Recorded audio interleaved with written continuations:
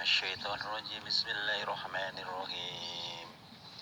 Innahu min Sulaiman wa innahu bismillahirrahmanirrahim. Allahumma as'aluka ridhaka wal jannah wa na'udzubika min sakhatika wan nar. Assalamualaikum warahmatullahi wabarakatuh. Salam jumpa kembali untuk sahabat-sahabat YouTuber, sahabat media, serta para pemirsa yang selalu aktif mengikuti konten-konten Ayah Sadam. Di sini Ayah Sadam akan mengupas kembali adanya seorang kakek-kakek yang sedang nongkrong di mana adanya balongan ikan tersebut.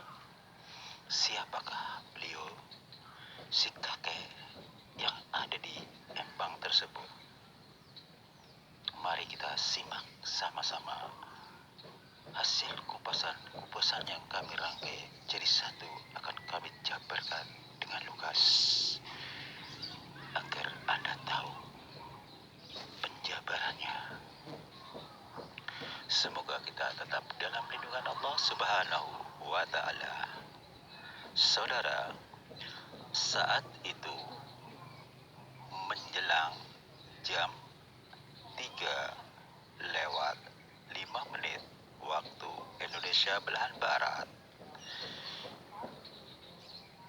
dikagetkan dengan beberapa orang yang sedang memancing bertujuan adanya di balongan tersebut. Pada saat beberapa orang, katakanlah 5 orang, mereka berencana berpencar untuk memancing di tempat tersebut. Salah satu orang kebetulan mendekati seorang kakek yang dimaksud, yang sedang nongkrong di dekat danau tersebut. Katakanlah danau atau balongan. Si anak tersebut mengamati secara perlahan sambil mempersiapkan pancingannya yang ada. Namun yang sangat membuat si anak tersebut merasa dikejutkan dengan adanya si kakek itu yang nongkrong adanya di balongan tersebut.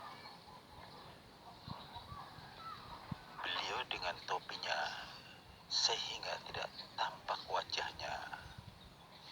Pada saat ada angin bertiup, si topi itu menganga ke atas, membuat si anak muda itu kaget, dikejutkan dengan adanya si kakek itu. Wajahnya tidak terlihat, seakan tidak punya muka. Disitulah si anak itu beranjak dari tempat di mana duduknya dekat si kakek itu, lantas menghampiri teman-temannya. Bang, sini bang. Ke atas si anak tersebut mengatakan, ada apa sih? Orang kita baru nyampe lagi mempersiapkan mancing. Sini dulu. Lantas mereka ngobrol berlima. Perhatikan si kakek itu. Emang ada apaan kakek? Ya itu manusia, kata salah satu temannya mengatakan demikian. Dengarkan baik-baik. Tadi kan saya nongkrong di sebelahnya. Begitu ada angin, tadi ada angin gede kan? Topi dia kebuka. Topinya kan menutupi, nggak kelihatan mukanya kan? Nah pada saat topinya ke atas, dia nggak punya wajah. Gue bingung dah. Rata. Kalau wajah gimana sih? Punya mata, punya telinga, punya hidung, punya mulut. Itu kagak ada sama sekali. Makanya saya langsung ke sini menghampiri kalian. Lantas salah satu anaknya jeletuk, daripada penasaran yuk kita datangi rame-rame, kata si salah satu temannya mengatakan demikian. Lantas mereka pelan-pelan menghampiri si kakek tersebut yang ada di danau atau di pinggir empang tersebut. Setelah sudah sampai kurang lebih 2 meter, salah satu anak memberanikan bertanya, Assalamualaikum warahmatullahi wabarakatuh. Kek sedang apa kek? Mancing enggak, tapi duduk di sini kek. Dia diam, tidak mau menyapa sambutan salamnya.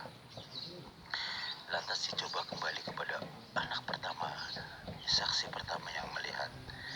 Mohon maaf kak, kami tujuannya tidak mengganggu, cuman kepengen tanya aja.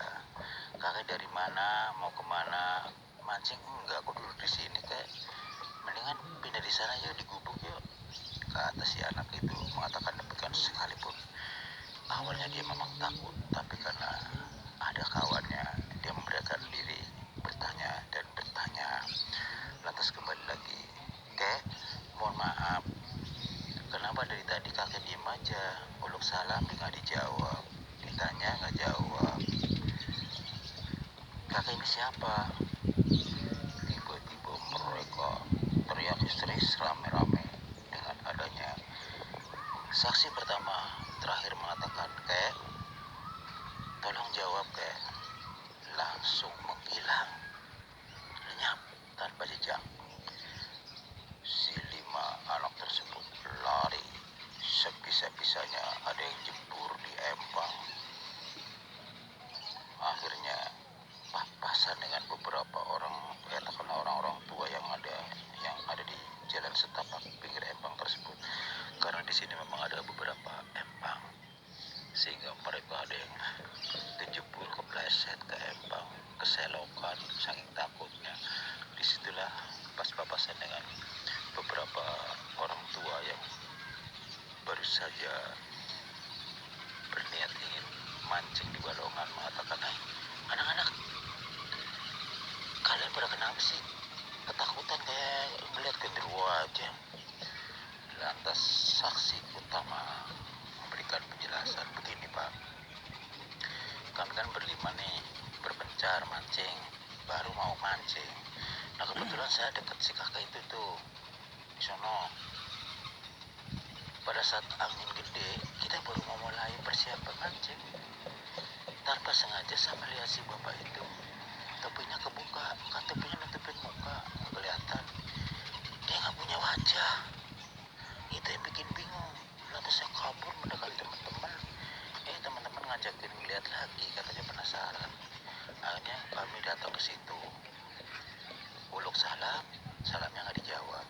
Ditanya, kagak jawab. Saya sendiri yang menyaksikan pertama, dan saya bertanya lagi pada saat kita ngobrol-ngobrol sama teman di situ. Dia nggak jawab sama sekali. Dia nyatanya dia menghilang, makanya kami kabur. Lantas si bapak yang diajak ngobrol beberapa bapak-bapak yang mau mancing mengatakan, memang di sini kan dulu pernah diliput dengan adanya seorang kakek-kakek yang sedang mancing. Dan diam, ceritanya begitu. Dia mirip-mirip kayak gitu. Lantas si anak muda saksi pertama memotong pembicaraan, kalau dia nggak mancing pak, orang cuma duduk doang. Kalau memang mancing kelihatan pancingannya. Dia nggak punya alat pancingan, duduk aja gitu dengan topinya. Tahu nggak pak, topi yang buatan di anyaman bambu petani seperti apa? Itu kalau dipakai kan wajahnya nggak kelihatan. Nah, kecuali kalau kita ngintip dari bawah baru kelihatan wajah. Nah tadi kenapa kelihatan wajahnya si bapak itu, maksud saya si kakek itu, pada saat ada angin gede, nah si topi itu menghadap ke atas, kedorong angin, wajahnya kelihatan, ternyata nggak punya muka. Lantas tiba-tiba ada sesepuh hadir. Ini ada apa rame-rame? Bukannya pada mancing, serius banget ada apaan? Lantas salah satu bapak yang baru turun, memang tujuannya ke Empang, beberapa orang, salah satunya berbicara, ya sesepuh, assalamualaikum. Waalaikumsalam warahmatullahi wabarakatuh. Ini sesepuh, ini 5 anak-anak, katanya memancing tuh di Empang yang sonono sebelah kanan. Katanya pas baru datang mereka berpencar kan mancingnya. Nah ini salah satunya nih, saksi mata pertama katanya. Kebetulan dia dekat yang si kakak itu baru mempersiapkan mau mancing. Si kakak itu kan kedapatan topi yang pakai anyaman bambu sehingga mukanya nggak kelihatan kan. Begitu ada angin gede, si topi itu terangkat sehingga otomatis wajahnya kelihatan. Nah si anak ini nih tanpa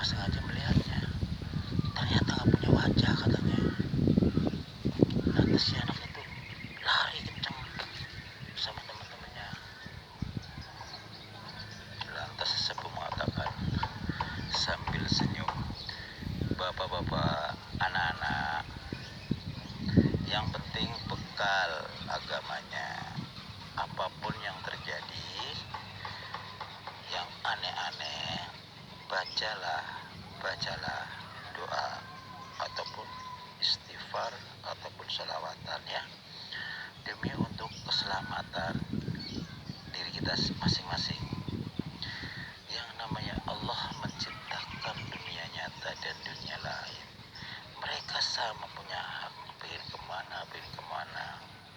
Memang tidak semua orang diperlihatkan hal-hal gaib, dan hal-hal gaib bangsa jin juga tidak diperlihatkan aslinya.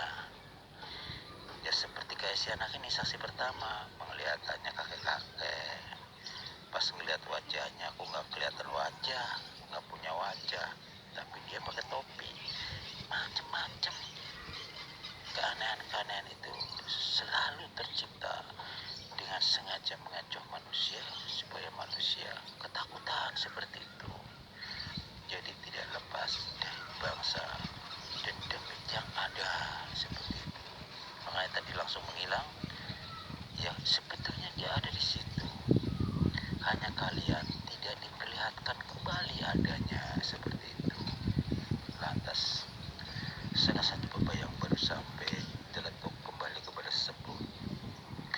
Oh iya sesepuh, kalau mengenai masalah gaib memang sih tergantung si makhluk itu tersebut apakah mau diperlihatkan dengan manusia atau tidak. Dan pada dasarnya kan memang Allah menciptakan jin. Andai kan ada orang mengetahui itu pun tidak melihat jin langsung, bisa melihat binatang, kakek-kakek, nenek-nenek, mungkin bocah, macam-macam cara. Saya paham hal itu. Terus bagaimana solusinya Pak? Kalau memang kebetulan dia ada di sana. Lantas sesepuh mengatakan, ayo kita rame-rame ke sana. Menurut saya dia masih ada di situ. Kata si sesepuh mengatakan demikian. Lantas beberapa bapak-bapak yang baru sampai di Empang, termasuk anak-anak yang 5, ngobrol masing-masing. Ada yang bilang, waduh, jangan-jangan dia masih di situ. Waduh, kita nggak aman loh kalau mancing di situ. Lantas setelah sampai di mana adanya Empang, si anak saksi pertama memberikan keterangan sambil menunjukkan tangannya, tuh sesepuh, no di sono kejadiannya si kakek. Nah saya duduk di sebelah sana, nah selang kurang lebih 2 meter. Pas saya lagi rapi-rapi mempersiapkan mancing, ada angin gede. Nah otomatis si bapak ini topinya kebuka, ternyata tidak punya wajah. Lantas sesepuh mengatakan, tolong berdiam sebentar ya, saya akan fokus deteksi apakah betul adanya dan apakah dia masih ada di situ. Tak lama kemudian si sesepuh mengatakan, ini dia masih ada di situ. Cuman tadi yang saya katakan bahwasannya makhluk-makhluk gaib tergantung makhluk gaib itu sendiri apakah mau diperlihatkan ke manusia atau tidak. Nyatanya si anak ini sempat melihat, begitu dia menghilang tidak tampak lagi, ya mereka tidak melihat.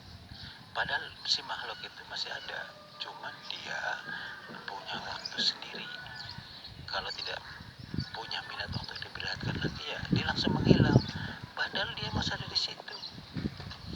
Itu nyatanya masih ada. Secara mata batin saya melihatnya. Kata si kakek itu mengatakan demikian. Lantas si sesepuh mengatakan, yang pakai topi anyaman bambu duduk di situ. Si sesepuh mengatakan demikian dengan anak-anak termasuk yang saksi pertama. Lantas dia menjawab, betul kak? Maaf sesepuh, si kakek itu ada di situ. Itu masih ada. Dia duduk bersila begitu aja. Mancing juga tidak. Lantas sesepuh diam sejenak untuk kontak dengan seorang kakek tersebut. Assalamualaikum warahmatullahi wabarakatuh. Hai bapak, dari manakah asli Anda dan mau apa kehadiran Anda di sini? Padahal ini sudah cukup lama kejadian orang mancing berlucu seperti kakek-kakek seperti Anda. Sekarang ada muncul lagi. Siapa Anda sebenarnya? Lantas tiba-tiba si kakek itu menjawab, Waalaikumsalam warahmatullahi wabarakatuh. Ya betul, memang adanya. Kalau Anda mengatakan dulu pernah kejadian seorang kakek sedang mancing, dia tidak lepas dari masih keluarga kami. Kata si kakek mengatakan demikian. Lantas sudah cukup jelas bahwasannya sesepuh sudah memahami adanya. Lantas kenapa Anda di sini kakek? Bukankah dulu sudah diusir, sudah kembali ke tempat semula? Di sini sudah banyak orang setiap hari untuk mencari ikan, memancing, termasuk anak-anak yang tadi baru saja ketemu dengan si kakek, membuat mereka ketakutan. Kembalilah dan jangan pernah diperlihatkan kepada manusia, karena wujud kita berbeda dan alam kita berbeda, membuat mereka jadi takut. Seperti itu. Tiba-tiba si kakek itu berubah suara, tertawa terbahak-bahak sambil berbicara, "Hai manusia, kenapa kalian? Saya nongkrong di sini dipermasalahkan. Bukankah ini buminya Allah? Siapapun boleh berbijak." Lantas sesepuh mengatakan, "Ya betul. Namun Anda beda. Anda tidak lepas dunia lain. Kembalilah ke tempat asalmu. Kita memang betul buminya Allah. Tapi seyogyanya Anda harus mengetahui adanya bahwa lingkup sini adalah tempat tinggal hamba-hamba Allah. Termasuk Embang ini selalu buat kegiatan hamba-hamba Allah. Kalau seandainya Anda muncul di belakang oleh manusia, bisa saja orang yang kena jantungan, kena penyakit dalam bawaan. Apa yang terjadi? Bisa pingsan, bisa saja kesurupan saking kagetnya. Lebih baik kalian, kalau memang Anda memiliki anak buah, bawalah mereka kembali kepada asalmu. Dari mana asalmu kakek? Kata si sesepuh mengatakan demikian. Lantas si kakek itu menjawab, "Saya dari Gunung Salam. Disitulah tempat kami berada bersama anak buah yang hadir di sini. Kebetulan saat ini mereka sedang berpencar, tapi nanti saatnya malam tiba mereka berkumpul kembali. Disinilah letaknya." Demikianlah saudara, kupasan demi kupasan yang kami rangkai jadi satu. Kami kupas kembali, kami jabarkan biar Anda tahu. Tujuan kami adalah sharing untuk menambah wawasan, yaitu seorang kakek jadi-jadian tidak lepas dari penghuni tersebut, yaitu tidak lepas dari bangsa jin yang menyerupai berperan sebagai seorang kakek-kakek tua yang ada.